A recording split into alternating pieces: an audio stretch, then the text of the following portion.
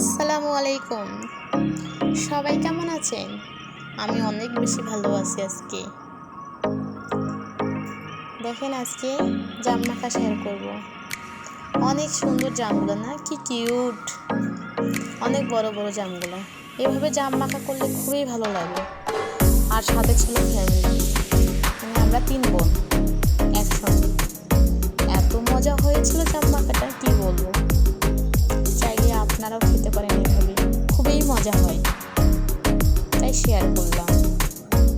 অনেক মজা ছিল। দেখেন কত বড় বড় জাম।